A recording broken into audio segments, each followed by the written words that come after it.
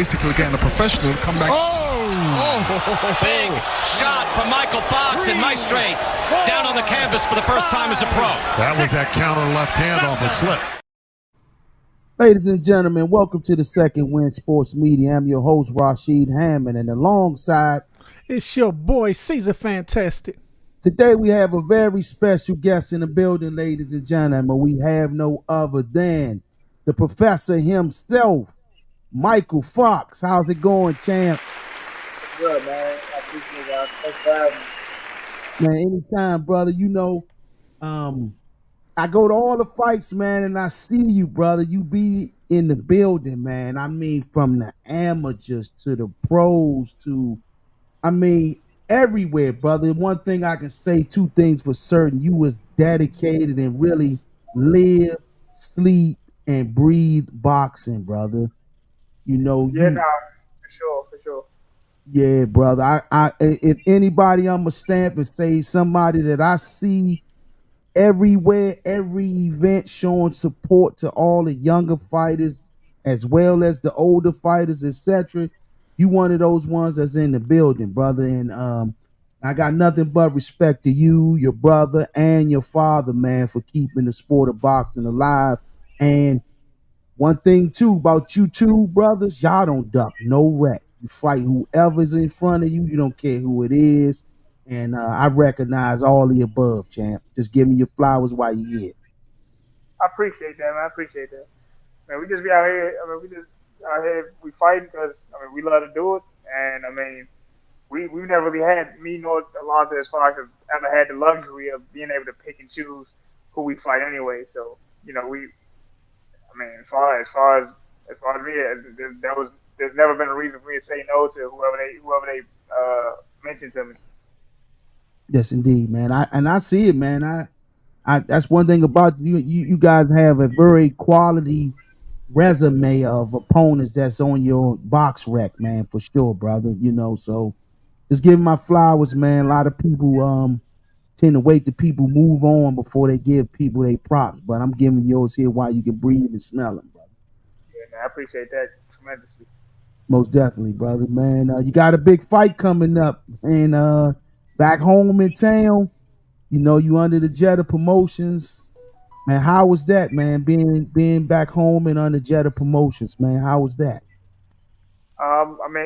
It's great. Like, I linked up with Tony Jeter, and we sat down, we all talked, and we were both pretty much on the same page. We got to get him back active. Let's get him back fighting.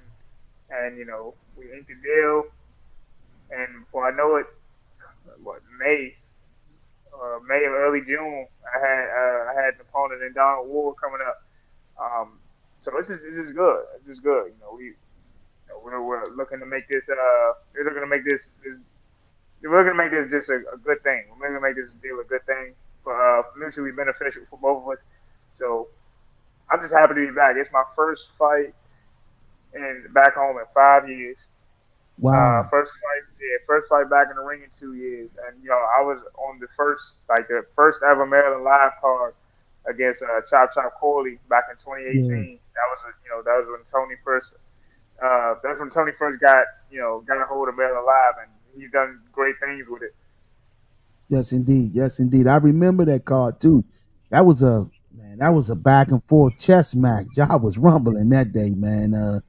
Both of y'all put that work in, man, for sure, man. I remember that clear as day, man.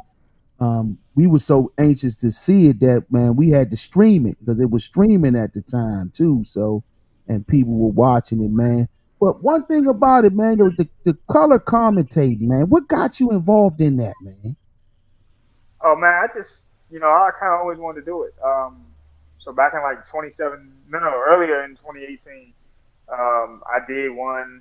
I just did one. They my promoter at the time, Marshall Kaufman, had got like a broadcasting service to come through for one of his shows. He asked if I wanted to. He asked if I wanted to be to work the joint. So I said, yeah, I'd do it. So we drove up there. We did that one. After some time went by, I started working with a guy by the name of Mark Prado. He's a ring announcer. He owns his own media company, Lineker Media. And as of right now, he's like the voice of choice for DC Sports for the PA announcer for the Okay. Wizards and for the Commanders. So I told him, I was like, you still? I asked him, I was like, you still working any like boxing shows? He's like, yeah. He's like, you need somebody to join? He said, you be interested? I said, yeah, absolutely. And then he just gave me a chance. And since then, I've done about what 10 or 12 shows with Fight Night Live through Lineker Media and BXNG .TV with Adam Glenn. So and I've been enjoying that. I've been enjoying that. I would like that to be a career after boxing for certain.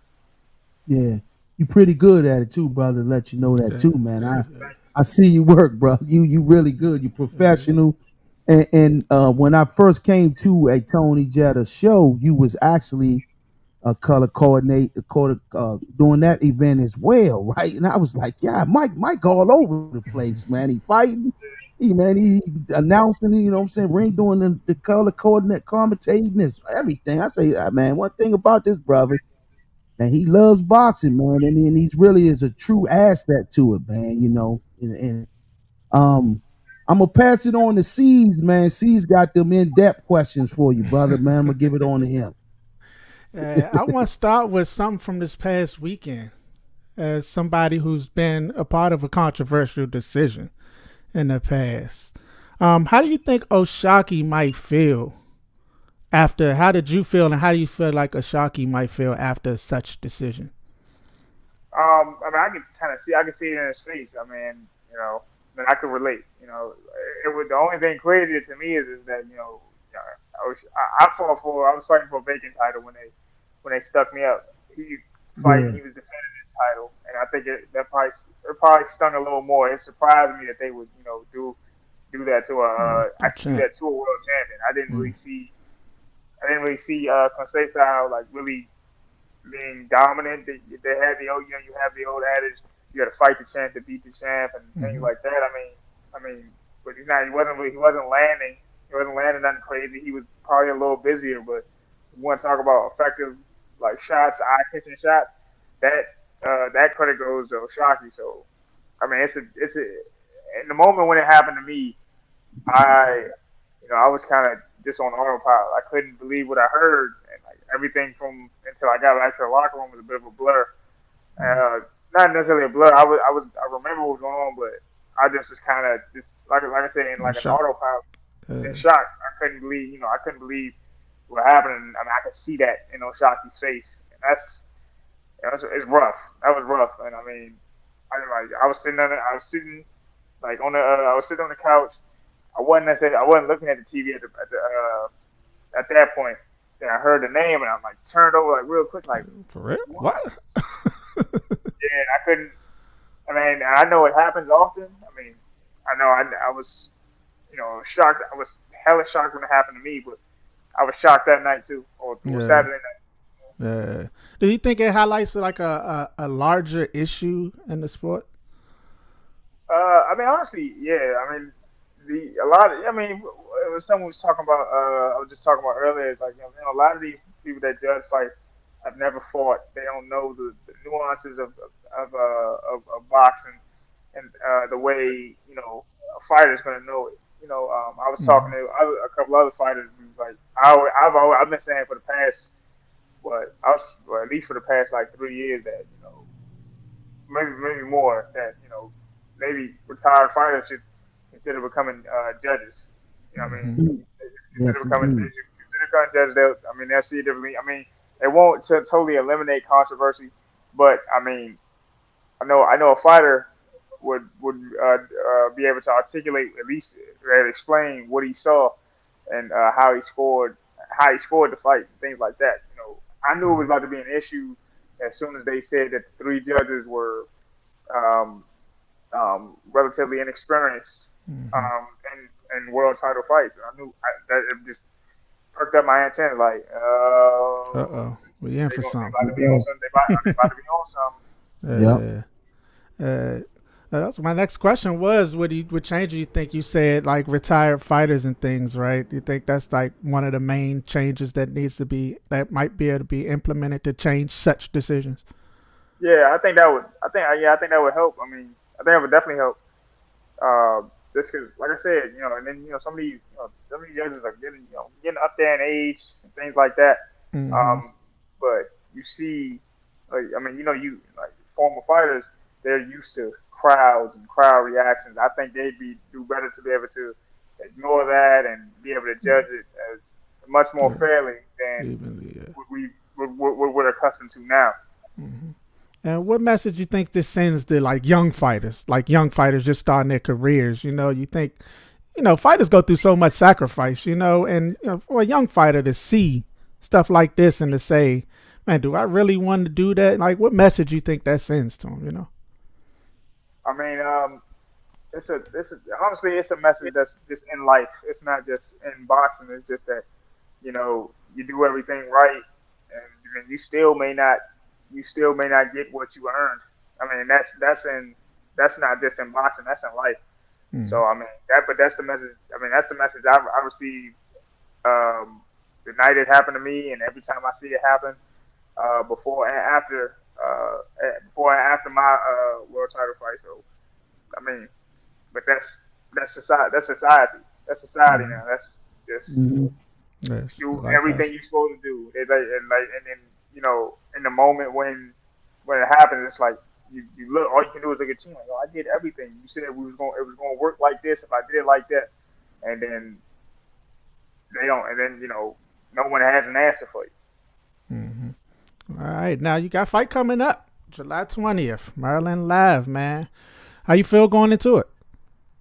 I feel good, man. I've been itching to get back into the ring. I've been waiting to get back in the ring for 2 years, pretty much. I Mm-hmm. did like the Teen Combat League and stuff like that, Okay. but I like to go rounds and I like to fight in the traditional manner, Mm-hmm. because attrition is a factor in in 8 round fights and long fights. So I've been accustomed. As a 10-year pro, I've been accustomed to that for some time. But like, so this is exciting. This is like very exciting. I've, like Okay. since June, I just been kind of itching to go, man. All right. Yeah, I was just about to bring up the TCL. No, and you mentioned you've been out the ring for 2 years. How has the TCL like benefited you as far as your career? Well, I think it kept me a manner of busy. I didn't get like a bunch of rounds in the combat league. Not in the first season, and definitely not in the second season. The second season, at least for my team, was a mess. Just in the sense that they kept pushing our dates back Mm-hmm. with no explanation. Very unprofessional. But uh, but I am grateful for the rounds I was able to get. And I think that helps. And it's not going to be like a traditional like 2 years away. Because I was, we were in there, we're fighting. It's one round at a time, but we're going without headgear. We're going in competition grade gloves and things like that. So, I haven't went 2 years without being hit flesh without a headgear and things like that. Okay. And how's training changed for you over the course of your career? Well, when I was, I was young. Like I turned pro at 18. I just, we just did as we was told, and we were taught that training camp is just weeks, weeks of like suffering and torture and things like that. These days, I'm working more in a mind of like in a mindset that training camp is about efficiency. I never really leave the gym. We just pick up the pace, and then we're really we're perfecting what we do, and we're fixing what we do wrong. And I think that's the most efficient way to run a training camp, and then present yourself on the night of the fight. Okay. And what differences in approach do you plan to take the rest of your career as opposed to the past? Like any change in your I'm approach? Yeah, I'm much bigger. We're much bigger on recovery. We're much bigger on recovery.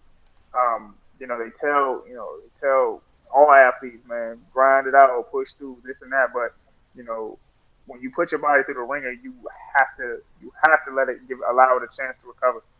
A lot of people don't. A lot of young people don't. Like, I still see people uh, in their late teens, early 20s that'll pull up to the gym, do some jumper jacks for like 5 minutes, and then they're ready to spar. I'm like, nah, let's get everything warm. Let's get your shoulders warm. Let's make sure the joints are loose. Uh, um, you know, get you some light shadow boxing in, then do your hard stretching because you're not supposed to stretch cold muscles. So but that all comes with experience. But the biggest thing is to just practice good habits early, and then your body will thank you in the long run. Okay, now we mentioned you signed with Tony Jetta Promotions. What expectations do you have from Tony Jetta Promotions in your future fights? Yeah, when we sat down, I mean, we pretty much laid out what we wanted to get. We both agreed activity, and he has 3 events a year at Maryland Live. Um, Fingers crossed I can be on all of them. Barring any injuries or anything like that. Mm-hmm. And I think my record at 22-4, that's 26 fights in total. It shouldn't be hard to get back into big fights.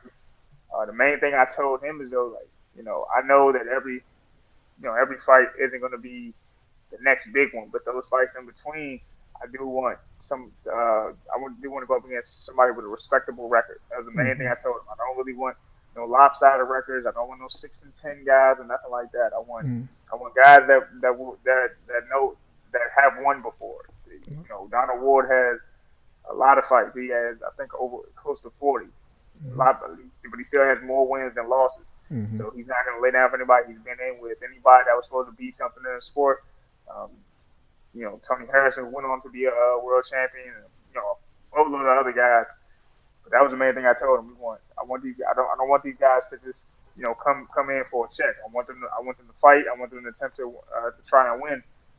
And it'll be up to me to make sure they don't complete that mission. And other than that, this activity, and then we're gonna we're gonna secure this win. We'll talk about getting into the rankings maybe after this fight, and pushing for a world title again. Well, like she said, don't duck no smoke. Want all the wreck. My man said he don't want nothing easy. Give me the smoke. Now, what keeps you motivated in your boxing career? What keeps me motivated, even like with the layoff and things like that, is just the people I've met and the respect I garner from people who have climbed higher than me, people who are trying to climb to where I am, and people that are right there with me, like my peers, fellow fighters. Having respect from them, being able to being called, tapped on the shoulder to help Tank Davis secure another world title, and then help Brian Mendoza secure his first world title, and Tim Zhu to help him defend and unify his world title. He came up short, but things happen. But knowing that no one calls you for stuff like that if they don't respect your skills. You know what I mean? If they don't respect your skills, no one will bother with you. So that was a big motivating factor. Just being respected by guys like that. That like I said, have all climbed higher than me. Now, like she said, man, we see you everywhere. See you at the boxing events. See you when Jared opened his gym. We see you everywhere around. How do you balance that, man? How do you balance like personal life and just the commentating and everything and boxing at the same time? Huh? Well, it's just you just playing things out. I mean, the biggest thing with the with the grand opening, there was no way I wasn't going to be at the grand opening for Jared's gym. Jared actually sets an example for younger fighters, and you made your mark in the sport. You made some good money. Built a gym, and he lets people train in that gym. That's his way of that's his way of giving back. And as far as the commentary and things like that, I just just do that around my schedule. Most fights are on Fridays and Saturdays, so Mm-hmm. you know, I just plan that out. Even if I work out the morning of, I might get on the road, or if nothing's coming up, since I had nothing come up, I'll just take that day off, get up the road, and commentate. It's easy to do. It's just easy to do because like boxing is what I love to do. Like nothing else in the world that like when I'm in my 50s and 60s, I'm gonna think back to the times where I was heavily involved in boxing. Those are gonna be some of the grandest times, my fondest memories. So it's just easy to do because I love sport. All right. Now, last questions I got is, what advice would you give to somebody who's just starting out? And I tell anybody that asks, like, when it's something my brother said. One of the smartest things that I ever really remember saying that stuck with me. I've repeated it to fighters I've trained, to other professionals and things like that. Just is, you get out of this sport what you put into it. Like a 2-day-a-week fighter gets 2-day-a-week results. A 6 and 7 day a week fighter gonna get 6 and 7 day a week results. So, I mean, you really just got to decide what you want out of this sport. All right. That's what I'm saying. Yeah, man. I want to play back this clip. Right, we talked about the robbery with the decision, and I want you to tell me which was your thoughts when you heard this come up. I'm gonna play it right fast. Just tell me your thoughts after you heard this. He is now the interim WBA World Welterweight title holder and still undefeated Gabriel El Capitan Maestre. How is that possible? What was going through your thoughts when you had that fight sealed, man? I didn't actually hear it, but I mean, I just watched fights not long ago. I can tell you, as I heard the scores being read, they were tight, and these scores got wider. As the scores got wider, I just knew that was me. I knew I had that fight. You know what I mean? As the score, as each score got a little wider. Like first score, I'm like, you see my face, I'm like, what? I hit the other score, like, well, that's a little wider, and then the last score was the widest. I'm like, it's no way. No way. Yeah. It's no way in Right. hell that they would give him that many rounds. So I just knew that this got to be me. And when I heard him say it's still undefeated, I know my record. I was 22 and 2 at the time. So when I heard, and still like I said, I couldn't believe it. Like, Jimmy Lynn Jr. is right behind me. I don't even think he probably couldn't believe what he read. And Right. like I said, after that, I was kind of stuck. Like after I shook his hand and everything. Just that was off of muscle memory and just off of autopilot. I wasn't Right. Like, I was thinking clearly at that time when I shook his hand. You didn't win that fight, dude. Yeah. Didn't win that fight, and then his coaches trying to tell me I landed like one shot or something, and I'm like, man, get the fuck out of here. And Right. The one shot that dropped your man. That's your 2-time Olympian now. Like, Right. I'm like, wasn't worried about that, not even a little bit. Tell me, do you ever have thoughts of wanting a rematch against him? Yeah, I definitely do. If I was like, in all honesty, I never really got over it. Like, I realized, even we're 3 years removed from that day now, and I still don't really. It just never really sat right with me. Mm-hmm. It never really sat right with me, and if I ever fought him again, I mean, it wouldn't.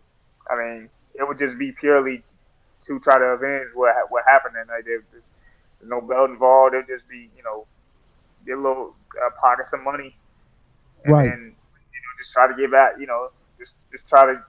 I mean, the thing is, even if I fought him again and beat him, it's not going to change. That's not going to come up off my record. So.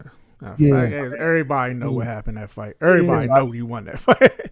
For sure. Like and that's the thing. You can't find a fighter that'll tell you that he won that fight. You can't find so many coaches that tell you he won that fight. You know what I mean? None. I was out in Vegas training at the gym that he works at, and then I'm like, yeah, he didn't win that fight. Yeah. We didn't bring it. It didn't really bring it up in the whole middle of the whole gym, but like. Right. Everybody, he won that. Like dude I was sparring with, like, yeah, he He ain't win that. We know Yeah, no. that's rough what happened to you, man. And he was like, I appreciate you still even coming out, despite him being around. I'm like, you know what I mean? Man, I can't. I'm not. I wasn't going. I wasn't going to start a fight in the gym. the gym and get jumped and then get jumped again. Well, you fight for free. I ain't fighting them for free. Yeah, still a professional. I was out there to make some money. Yeah. So I'm gonna get my bread. I'm gonna spar and I'm gonna roll out. Yeah. And you and your brother and your father, you are a barber of trade in trade. Man, explain that, man. How long that's? I know your father been doing it for a long time, man. What made y'all follow into his footsteps? Well, I stopped cutting his head, still cuts hair, but You stopped cutting? Okay. yeah, but I mean, before I was just like, yo, I got like I can't. He's like, this is a skill I can pass down. This is a skill I can pass down to y'all. I wouldn't be. Yeah, I would. He always said I wouldn't. I would do a disservice to y'all as y'all father if I didn't teach y'all how to do this. Right? Like he said, even if he was a plumber or whatever he would have been, if he had a skill or a trade, he would have shown it to us. I mean, that's part of the. That's a big part of our upbringing too. Is just that, you know, when we weren't at the box gym, we was at the barber shop, and vice versa. So you could always find us. If you were looking for us, you could always find us where they was fading at. Yeah. Yeah, and the entrepreneurship, y'all also own a gym, man. How is that as well, man? You know, your pops adding the entrepreneurial spirit to it, because I see you train people and so forth, man, and help them run the gym, man. How was that? Yeah, well, I mean, it's actually Buck's gym, Mike Reed's father. Okay. We were training out there, but I had found we were training at an MMA facility before that, and then they had talked about y'all have a skill in boxing. People want to get fit, and people want to divvy up their workouts and things like that. People like boxing. You just teach them the things you know.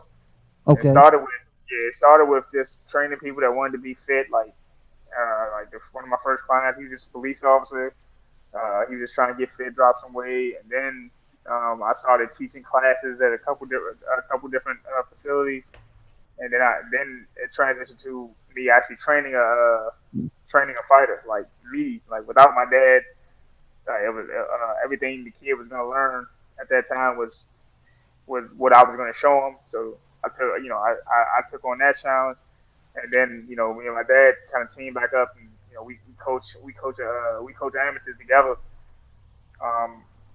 And all of it helps. All of it helps me just to see the nuances that the habits that fighters.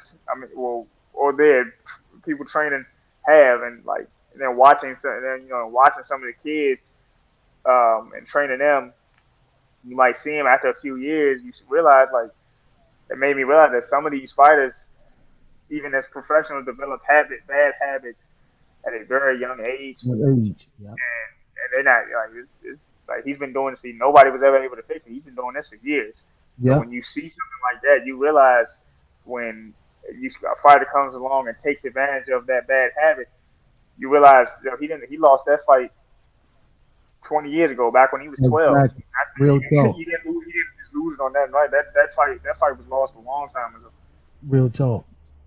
That was one of the things when my father was one of our trainers as well, would always say, man, you got to correct habits early before they become a problem when they get older. So I know what you're talking about, brother, man. Definitely, man. Listen, brother, it was an honor and a pleasure to have you on here, man. Where can they get tickets from the fight, man, next Saturday? Yeah, if y'all in the area, man, just y'all can DM me on Instagram at Professor Mike, or hit up my father, Troy Fox. I'll hit up if you hit up my IG, you'll see all the information. The ticket prices start at $65. You DM me, hit me up, come through. If I'll have tickets until I believe if I'm not mistaken, promoter said next Wednesday they want to collect everything. So I had tickets until next Wednesday. So if y'all been dragging y'all feet, man, go ahead. It's time to start picking the feet up and getting with me. I'll pull up on you. We'll meet somewhere. Yes, indeed. Ladies and gentlemen, it was an honor and a pleasure to have on here no other than the professor himself. Ladies and gentlemen, Mykal Fox. The Second Wind Sports Media. Peace.